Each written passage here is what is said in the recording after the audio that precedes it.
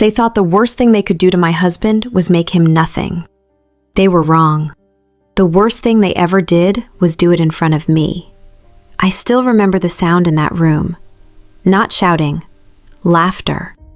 Soft, polished, expensive laughter.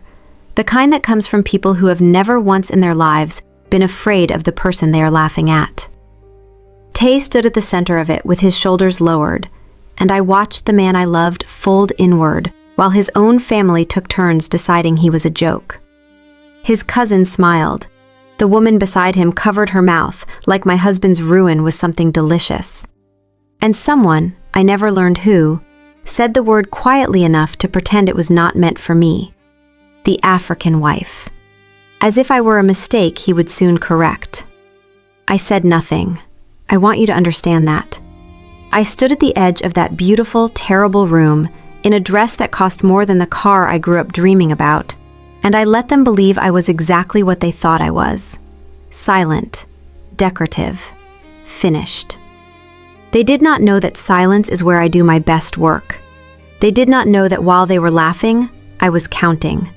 Counting shares, counting signatures, counting every person in that room who would one day have to look up from a contract and realize the name at the top of it was mine. Because here is the truth I carried alone for 2 years, the truth I could not tell even the man sleeping beside me. They mocked the fallen heir. They called his wife a mistake, and that mistake was quietly buying the company they were about to lose. This is the story of how I let them win, right up until the moment I owned every single thing they used to laugh at. My name is Zola. Let me tell you what they never saw coming. I did not marry Tay for his family. I need you to believe that, because everything I did later only makes sense if you understand the beginning. I met him in a city far from Seoul, in a quiet lounge at the back of an airport, both of us stranded by the same delayed flight. He did not tell me who he was. For 6 hours, he was just a tired man with kind eyes who laughed at my jokes and asked me real questions and listened to the answers. I told him about the business I had built and sold, the long years of my life I had spent turning almost nothing into something real. He told me about pressure, about a name that felt like a collar. I did not know yet that the name was one of the most powerful in his country. I only knew that when the flight was finally called, I did not want to stand up. We married 11 months later, in a small ceremony far from cameras, and for a few short weeks, I thought I had found the one soft place in a hard world.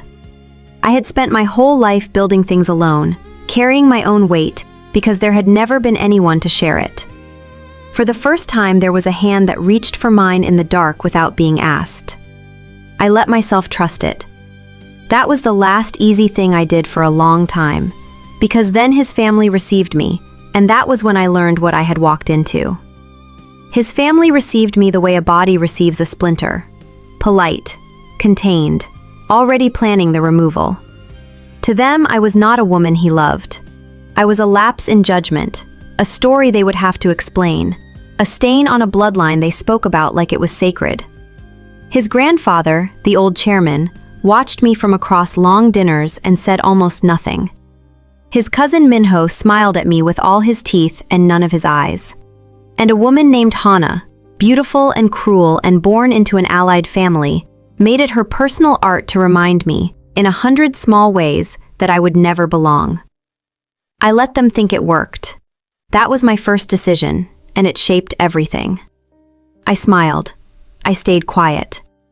I learned their language, their customs, their table manners, the exact angle of a bow that meant respect and the one that meant contempt. I learned who really held power and who only performed it. I sat at those dinners like furniture, and I memorized the room. Wherever in the world you are watching me from right now, do me one small favor. Tell me the name of your city in the comments. I want to know where someone is sitting, listening to a stranger tell them the worst season of her life. It helps me to know I am not talking into the dark. Because the dark was coming. It started with a rumor. That is how these things always start. Not with a knife, but with a whisper. Word moved through the family that Tay had been reckless, that a deal he touched had gone wrong, that money had moved where it should not have. I remember the night he came home gray-faced and told me the board wanted to review his conduct. I remember thinking, this is nothing. This is a misunderstanding. My husband has never taken a shortcut in his life. I was right about him. I was wrong about the danger. The review became an inquiry. The inquiry became a story, and the story spread faster than any truth ever could. A leaked contract with his signature on it. A partner nobody could reach for comment. A trail of decisions that looked, when arranged a certain way, exactly like the recklessness they had already accused him of. Tay swore to me he had never signed that contract the way they claimed. I believed him. But belief is not evidence, and in that family, evidence was something you could manufacture if you had the right hands. Within 3 months, they stripped him. His title, gone. His shares, frozen and then reassigned.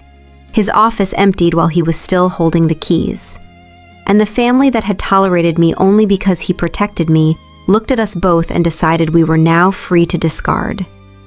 The man who stepped into everything Tay lost was his cousin, Minho. Minho did not gloat. That was the frightening part. He was gentle about it, sorrowful even, shaking his head at family gatherings about how tragic it all was, how he never wanted this, how he was only stepping up because someone had to. He wore Tay's ruin like a borrowed coat that fit him a little too well. And beside him, always, was Hana, who had decided that a fallen heir and his foreign wife were the most entertaining thing to happen to that family in years. I watched my husband change. That is the part I can barely speak about even now. The man who had listened to me for 6 hours in an airport lounge stopped listening to anything. He stopped sleeping. He stopped eating at the table.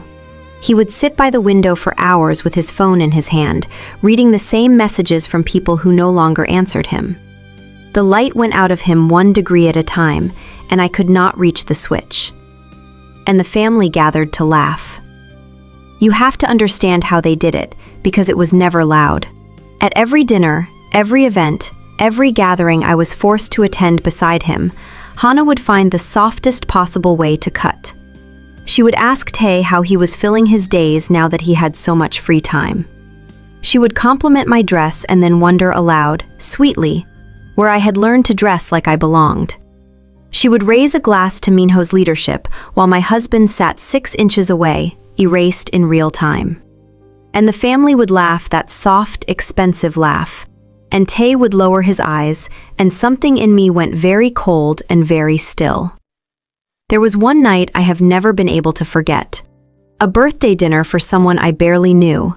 The whole family gathered under warm light and cold hearts. Tay had spent an hour that afternoon choosing what to wear, and I had watched him do it, watched him try to armor himself with a good suit for a room that had already decided he was worthless. Halfway through the meal, Hana asked him, in front of everyone, whether he had considered what he might do for work now, and then she laughed before he could answer, as if the very idea of him working was the joke. And Tay, my Tay, who had once run a division of that company with more grace than any of them, looked down at his plate and said nothing. I reached under the table and held his hand. It was cold. It was shaking. And I made a promise to myself in that moment, silently, that every single person laughing at that table would one day understand exactly what they were laughing at. I did not cry in those rooms. I saved that for later, alone, in a locked bathroom with the water running so he would not hear me. In front of them, I was stone. Because I had already decided what I was going to do. And grief is loud, but strategy is silent. Here is what none of them knew. Before Soul, before Tay, before any of them ever looked down their perfect noses at me, I had built a company from nothing and sold it for more than most of them would admit out loud. And I had not spent that money on jewelry or cars or the kind of soft life it could have bought. I had spent it building something quiet. An investment operation run through partners in 3 countries, structured so carefully that my name appeared on nothing. Not because I was hiding a crime, because I had learned young that a woman like me, seen too clearly, becomes a target. So I stayed invisible on paper and let the money do its work in the dark. For 2 years inside that family, while they treated me like a decoration that had lost its purpose. I was doing the one thing none of them imagined I was capable of. I was studying their company. Every dinner where they ignored me, I listened. Every document Tay left on his desk in better days, I read. I learned the ownership structure of the empire they were so proud of. I learned it was not one solid wall of family loyalty. It was a fragile arrangement of blocks, some held tight, some held loose, some held by people who would sell in a heartbeat if the price was right and the buyer was quiet. I knew where it was weak. I had known for a long time. There was a cousin twice removed who had inherited a small block and hated the family. There was an old business partner of June's who wanted out before he died and did not care who bought him. There was a widow holding shares she did not understand and did not want. None of them were loyal. All of them were quiet. And quiet was the only currency I had ever needed. I spent 2 years learning their names the way other people learn scripture, patiently, completely, waiting for the day the words would matter. I knew exactly where the wall would crack. I just had to be sure that when it cracked, it fell on the right people. What I did not have, yet, was proof of what they had done to Tay. And that is where a name I have not said enough finally enters this story. Yuna, Tay's younger sister. Yuna had watched the family destroy her brother, and unlike the rest of them, it made her sick. She was young and quiet and easy to overlook, which meant she could move through that family like a ghost, and she saw things. One evening she came to me, pale and shaking, and put a folder in my hands. Inside were board minutes, share transfer records, and underneath those, the thing I had been praying existed. A paper trail showing that the scandal that destroyed my husband had been built, deliberately, by Minho. The contract with Tay's signature was forged. The partner nobody could reach did not exist. The whole thing had been assembled to push Tay out and lift Minho in. I held that folder and my hands did not shake. I want you to understand the strange calm that came over me. For 2 years, I had been building the power to strike without knowing if I would ever have a reason the world would believe. Now I had the reason, and I had the power almost ready. All I needed was time and silence, and for everyone to keep believing I was nothing. Let me ask you something honestly, because I have wondered about it ever since.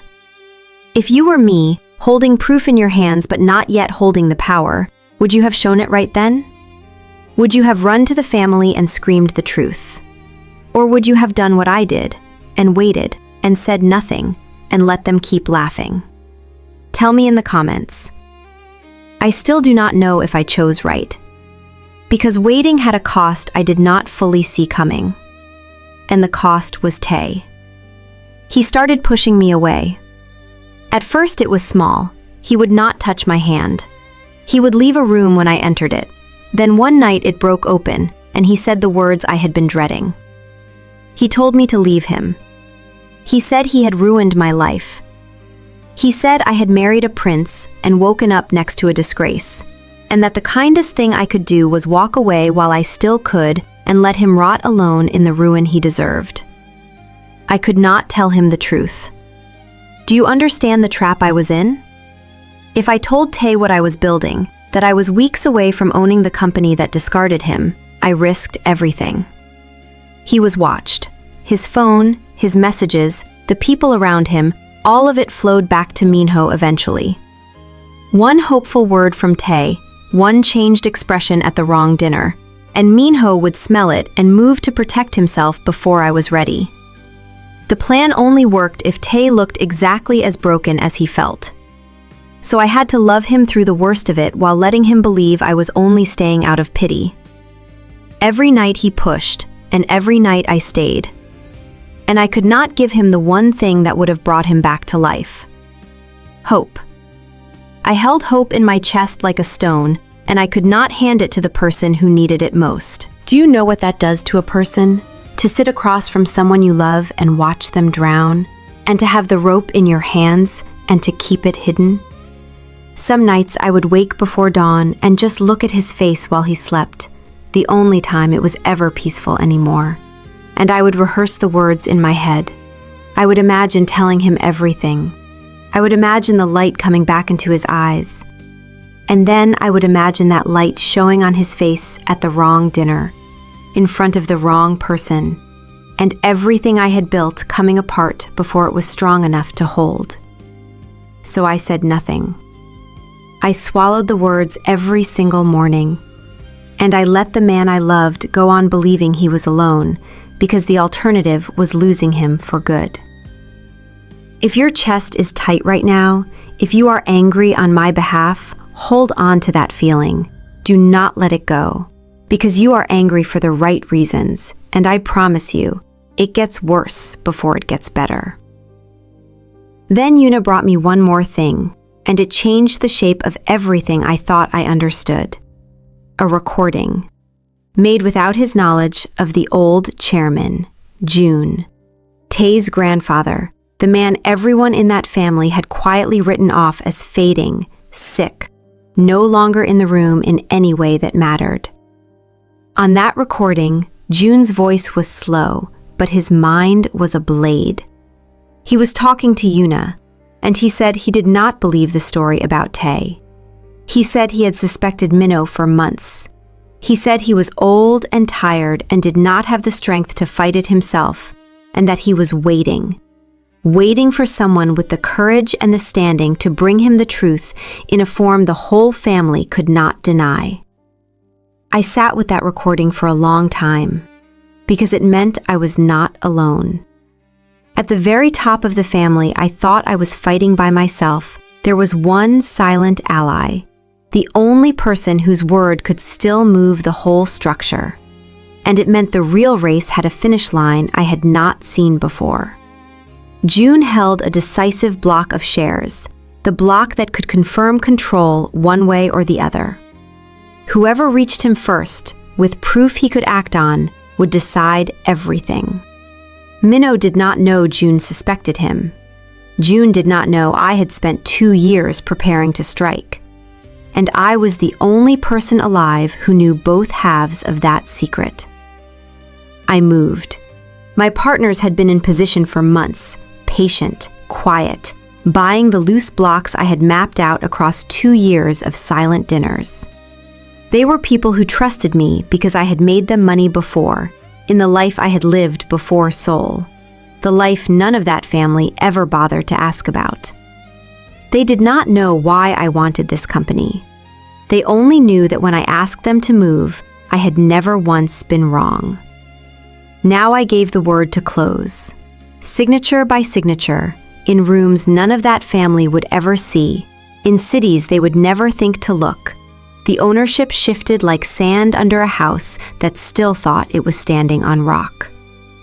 And on a gray morning in a lawyer's office where no one knew my face, where I was just a calm woman in a plain coat, I signed the final page, and it was done.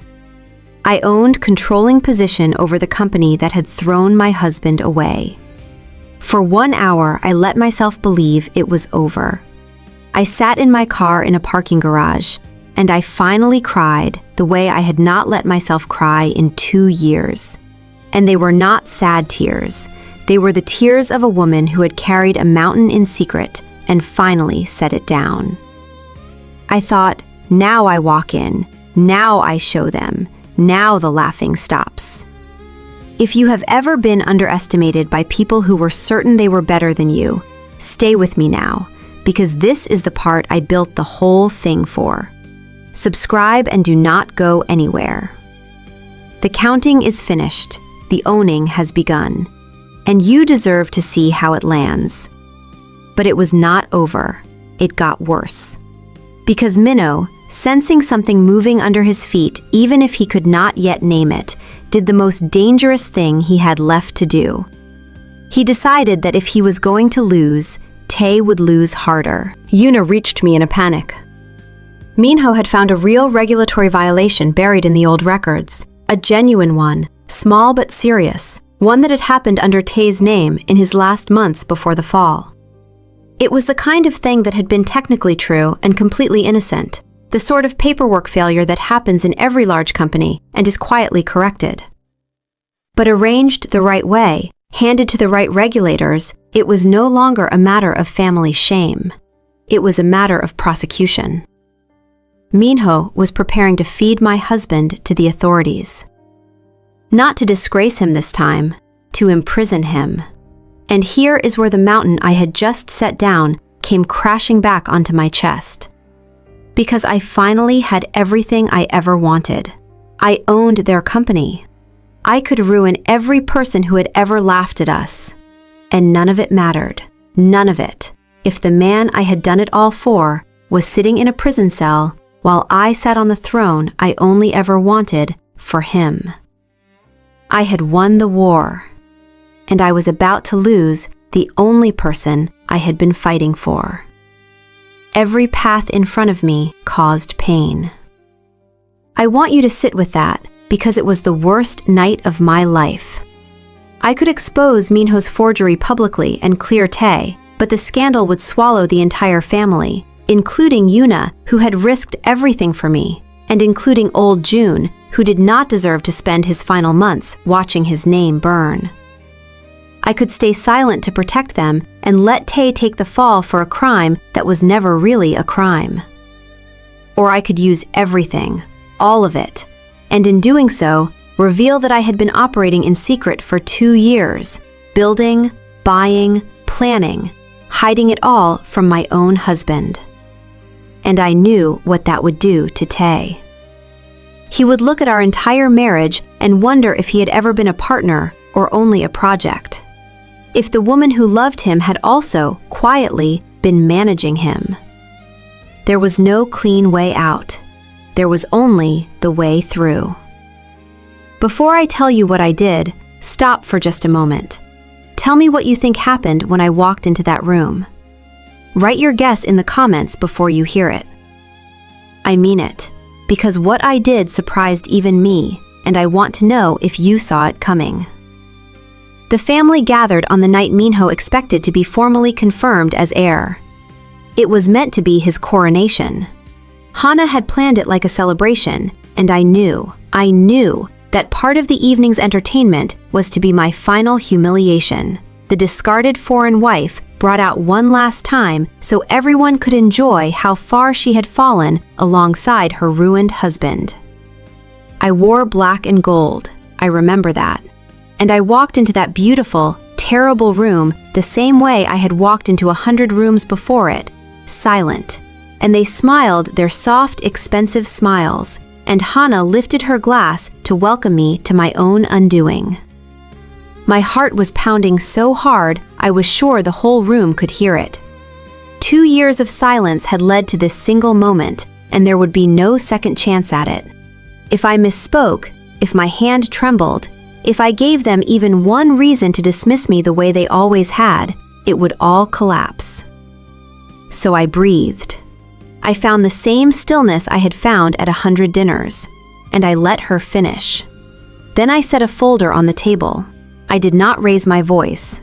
I have never once had to raise my voice. I laid out Minho's forgery piece by piece, the fabricated contract, the partner who never existed, the paper trail Yuna had risked her freedom to bring me. I played a short recording of June's own voice saying he had suspected Minho for months, and I watched the color drain from a room full of people who had spent 2 years certain they were the ones holding the knife. And then, when Minho opened his mouth to call it a lie, I told them the last thing. I told them who owned the company they were all standing in. I told them the loose blocks had been quietly bought over 2 years by an operation they would find, if they checked, traced back to a single controlling name. Mine. The room went so silent I could hear the old clock on the wall. June stood. It took him a long time and no one dared help him, and when he was upright, he looked at Minho with a contempt that a whole family had been too afraid to show, and he confirmed every word I had said. He had been waiting, he told them, for someone with the courage and the standing to prove what he could only suspect. He had not expected it to be the woman they had all treated as a mistake. He said the word deliberately, mistake. And then he looked at me, and said that in his long life, he had rarely seen anyone underestimated so completely or so foolishly. Minho's position collapsed in the space of a single evening. The board that had lifted him could not keep a man exposed as a forger, not with the chairman himself turning against him, not with the controlling owner standing in the room demanding it.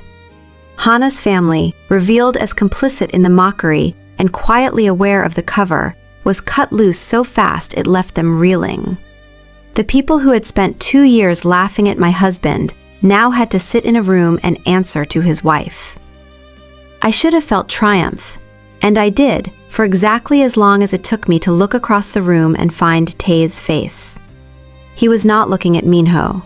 He was looking at me. And in his eyes was not gratitude. It was the thing I had feared most. He was doing the math. 2 years, the quiet, the nights he begged me to leave, and I stayed and said nothing.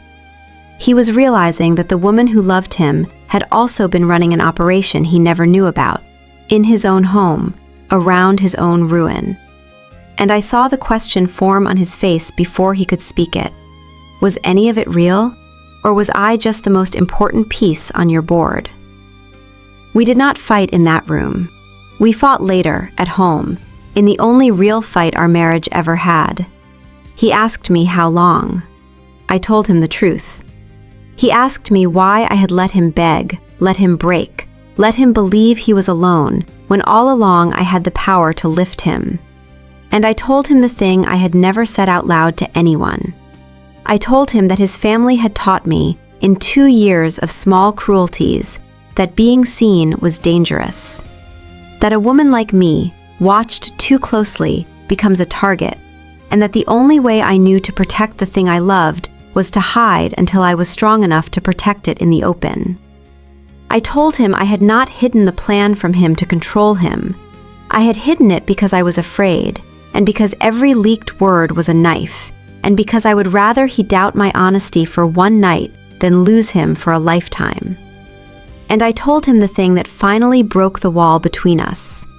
Every silent night I spent building this, every dinner I sat through as furniture, I was not pitying him. I was choosing him. Again and again in the dark, where no one could see me do it. He was quiet for a long time. And then my husband, the fallen heir, the man they made into nothing, put his head in his hands and wept. And I held him, and that was the moment the 2 years finally ended. If there is someone in your life who chose you when you had nothing to offer them but yourself, who stayed when it would have been easier to leave, send this story to them right now. They will understand exactly what I mean. Some people love you out loud, and some people love you in silence, in ways you do not discover until years later. Do not let the quiet ones go unthanked. The real regulatory charge against Tae dissolved once Minho's forgery was exposed, because the same investigation that revealed one revealed the other. And the authorities lost all interest in a paperwork error committed by a man who had himself been the victim of an elaborate fraud. His name was cleared, not restored to what it was, but cleared, which mattered more to him than any title ever had. And here is the part that surprised the family most of all. Tae did not want the throne back. He had held that name like a collar his whole life, and he had no desire to put it back on. And I had no wish to rule a family that had spent 2 years reminding me I was not human enough to belong to it. So we did not take it. We kept controlling ownership of the company, not as a crown, but as a check, a hand on the wall to make sure the people who ran it could never again do to someone what they had done to Tae. We installed honest leadership.